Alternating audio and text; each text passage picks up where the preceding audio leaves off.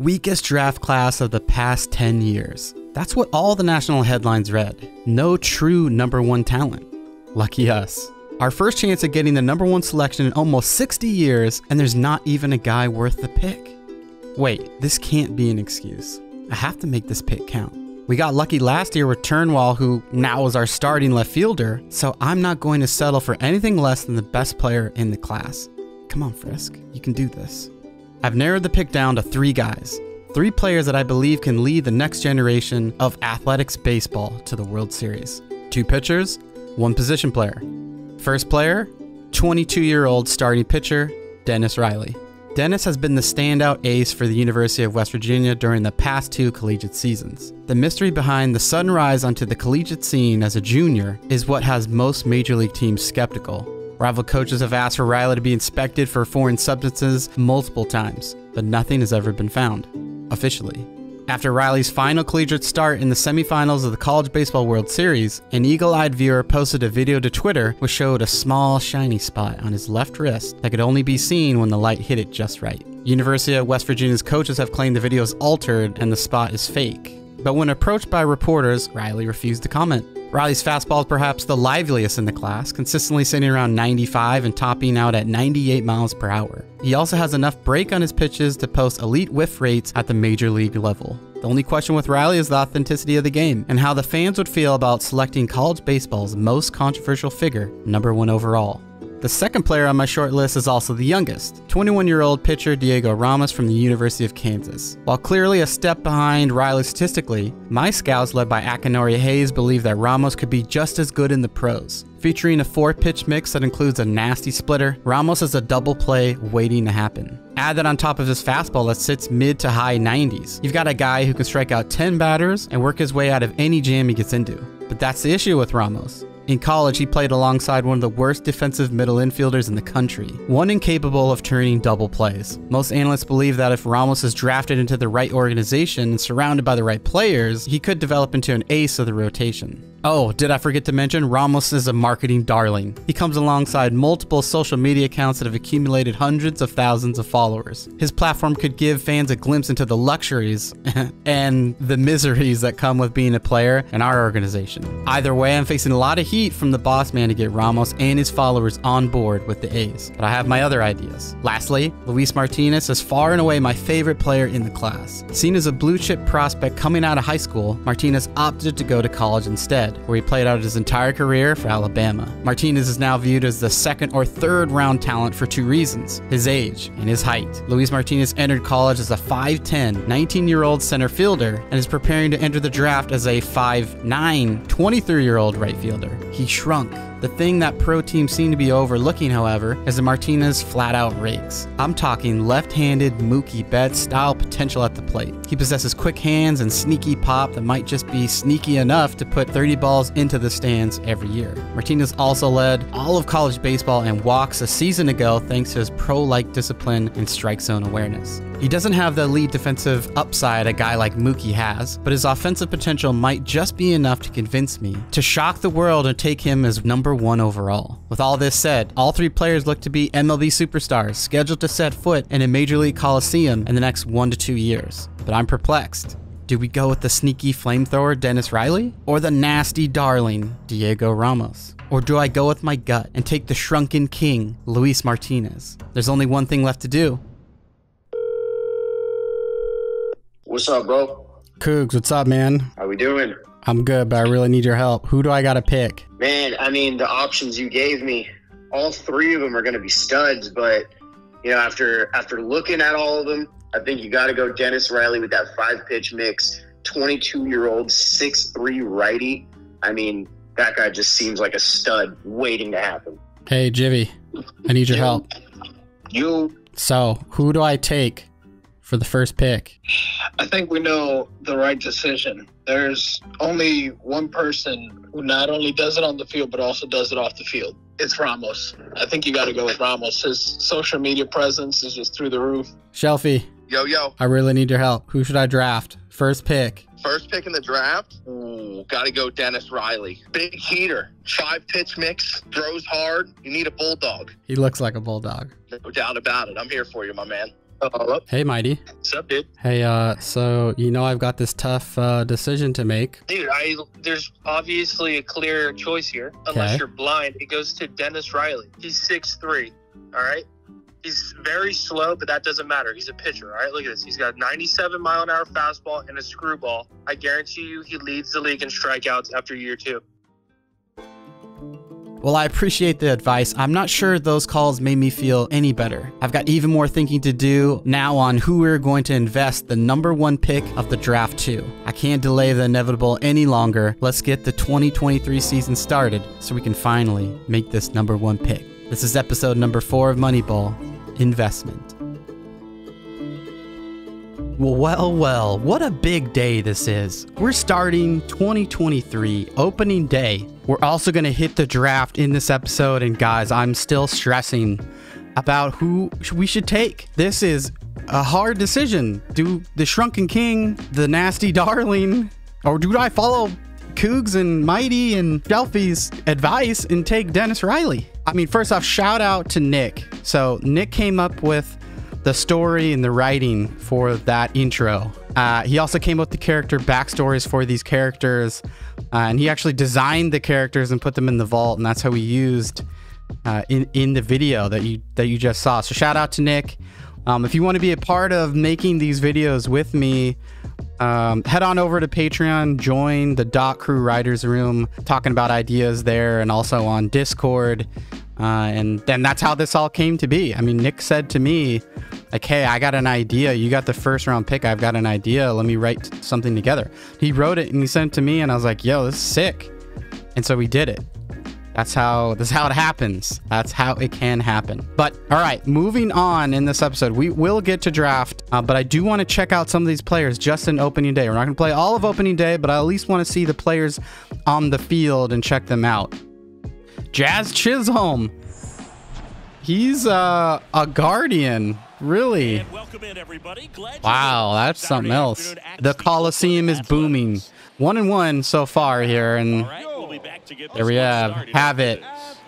Athletics looking up, trying to have a good season here. First great half, and I just got to see these guys, I just got to check them out. There he is, Jarrell James, 5'11", 184 pounds, 22 years old. Look at that. He's got the long sleeve on the right. All right, James, let's see what he's got here. Oh, first one, Max Muncy. Easy to Muntz. See what James can do. 85-mile-an-hour changeup. Fastball's low 90s. Looks like he's an accuracy guy. Doesn't have crazy stuff, but I think he's going to do just fine. Uh-oh. Bad accuracy here. And hey, that's going to work. Strike 2, though. Darrell James humming here early. Tommy Fan. Here comes the pitch. High outside. He's going to hit that 88-mile-an-hour splitter. Just fair. Let's see if we can come high and tight on him. Falls for it. And gets him first strikeout, first career strikeout for rookie Darrell James here. Taking a look at this. Heat, high inside, behind it, no chance. And here he is, Turnwall, coming up to the plate. All right, let's see what Turnwall can do as a leadoff batter. Oh, that is hit very well. Is that going to get over his head? It is not. Wow, perfect. Deep fly ball to right. Here's our lineup. Turnwall, Poisson, Hernandez, Noisy, Fletcher, Allen, Davidson, Muncy, Pache. Poisson, shortstop here. A lot of upside. Hitless so far in the first couple games. The Giants franchise, we had a 10, got him to a 10-year max career. That might get over the head, right over Ramirez's head. That's going to be Poisson's first hit here as an athletic. All right, Eddie Hernandez up to the plate to then bring him in. And that, I don't think that is going to fall. It does not. And that is going to be 2 outs, 4th batter. Sheldon Noisy coming to the plate here. Let's look at him. As you know, 282, 816, 21 home runs. last year. Noisy batting fourth here. Got a lot to live up to for the Athletics. And he will get a dink and dump hit here in off of Cantrell. And we've now got Glenn Fletcher, also acquired via free agency, to the plate. There he is. Hitless so far this year, wearing number 0, Glenn Fletcher. See if Glenn can capitalize and score some runs here. 80 contact versus righty. Also pretty late there. 1-2. Runners on first and second. Poisson. He's got some speed. He could score on a single. And that will be held up. Straw will make the catch, and that's the end of one. Let's see how it goes. Cleveland wins 6-0. Unfortunate. Turnwall hitless. Poisson, the only hit he got. Hernandez 0 for 4. Noisy 3 for 4 and 429 on the year. Glenn Fletcher 1 for 4. Allen 0 for 4. Davidson 1 for 3. Muncy hitless. Pache hitless. Still hitless for this year. An unfortunate injury. Frankie Montas, torn finger ligament, out for 1 to 2 months. Now, before we jump into the draft, we are here. We are at the draft, but look at us, 20 and 35. Things are not going exactly the way that we would like them to go. If I take a look at, let's just sort by OPS here. Of course, Noisy, 790 again, leading the team. Austin Allen up here, 775. Turnwall, 775, turning things around. Eddie Hernandez, not bad. Okay. Pache now up to 653, doing much better. Langelier 650, Diaz, Blade. So Glenn Fletcher underperforming, Logan Davidson underperforming, Poisson, underperforming, and wow, Max Muncy 428.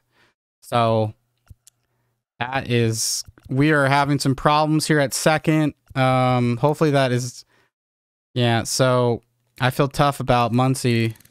146 in 171 at bats. Not doing great, but we're not ready to we need to just give him more time here. But I'm happy to see some of these guys turning things around. Turnwall increasing his stats too. Yeah, 2.61 ERA. Slugging not bad. Does he have any home runs? So 6 stolen bases, 9 home runs, a lot of strikeouts though, unfortunately. 30 runs created already, and we're about a third away through the season, so he's on pace to do quite well. Sheldon Noisy, just still crushing it on the daily. 20 runs created, so he's also on the same trajectory as Turnwall, really being having a great season, up to 76 overall. Pitching wise, I know we've had a couple key injuries that's been really tough, but if I look at those real quick, pitcher wise, so if I sort by FIP here, okay, so Darrell James is like is our best pitcher. 4-4, 71 innings pitched, 2.54 ERA, 1.3 WHIP. Wow, look at this component ERA, 2. That's like 2 runs under the average. Like, he is, wow. Here, let's sort by, yeah, so McFarland, he's injured, but he's doing great. Pruitt's doing great. Montas was doing about a run better than he was how he ended the season last year. Unfortunately, he's, hurt here. 3 to 4 weeks left. Strom doing good. Canning doing pretty good. And then after that, we kind of fall off a cliff. Jimenez not having a great year. Luzardo, unfortunate about Luzardo. He's just, I mean, the Athletics got rid of him once, maybe for the same reason. A lot of potential. He just isn't there yet. But hey, he's still 25. Maybe he'll get up there and perform better. But Puck, not doing great right now. Guerra not having the season we hoped he would have. So yeah, he's on the down. So interesting to look at these stats. But hey, now for the main event. Now we have to do the draft. Okay, 2023 first year player draft. Let's go to it. First overall pick. And then we have the second round in the competitive balance round. Wow, we've got to have an incredible draft here. Now let's look at these players. Scouting wise, wow, our scouts had a rough go at it. Real rough go. On 4 other guys other than those blue chips, which will be gone in the first round. And so we're gonna have to take a lot of guesses, guys. The scouts just did not give us enough information here. We're gonna have to trust the yellow. I gotta think hard about this one. Is it Luis Martinez, the Shrunken King, or Dennis Riley, or Diego Ramos, the Nasty Darling? I mean, Luis, I just like him so much as a bat. Great hitter, though. I'm going to be really curious to see what type of career he has. But I think I am going to go against my gut, and I will take Dennis Riley, who everybody says is the guy. 22, 6'3", ETA 2 years from now. He's going to be a potential. Mile per hour four seam, a screwball, a curveball, a changeup, and a 92 mile an hour splitter. I mean... All right, let's do it. Dennis Riley. Can't wait to see what he is. All right, Diamondback selected, it looks like Luis Martinez. So Montero went second. Montoya after that. 19 years old. Ramos went 5th to the Twins. Martinez 6th to the Diamondbacks. Okay, our pick again. Who do we have scouted? Now we're out of our high potential guys, so I think if we want to take an A potential guys, it's either going to be Lincoln Musser or Damian Klein as a shortstop. I think we're going to take a shot here with Damian Klein as short. All right, now, next pick. I think we still now have the ability to get Ferreira, who is a good hitter, or Musser, who is a pitcher. Ramon Ferreira. And let's see if Musser's still on the board. I'm looking for his name. I don't see him being taken, so now let's go Lincoln Musser. Okay, we could be putting together a stellar draft here, guys, or could be bad. Our scouts are rough, so... All right, who do we have the most information on? So, Milt Benjamin, or we don't want Nova, so that's it. So it's either Thomas or Lorenz. I'm going to take Lorenz just because of his age. Give him a little bit more time here. Okay, another starting pitcher. So 3 starting pitchers. Might have to start looking at ETA now. See if we get people that are ready to go. It can impact. What about Lionel Washington? Lionel Wellington. 18 years old. Says he's 80 potential. We have no information on him, which is unfortunate. But we'll take a shot. We'll do this. We're going to take McCarthy, and we'll see what happens with it. The draft is over, and all we got to do is sign our draft picks. So here we go. We're going to, in 3, 2, 1, we're going to move over to sign draft picks, and we're going to see, did we take an L? Or did we take a dub? Did Cougs Shelf Mighty lead me to the promised land? Or did I go against my gut in Jivvy World with Ramos or Martinez? Here it is. We're going to find out now. 3, 2, 1. A potential. Okay. He's 68 overall. 89 break. Let's jump in here. 92. Could be better.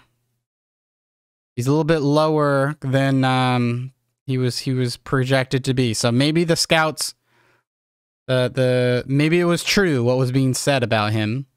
Still throws 97 though. Still going to be a very good player. We are going to sign him. Okay, Damian Klein.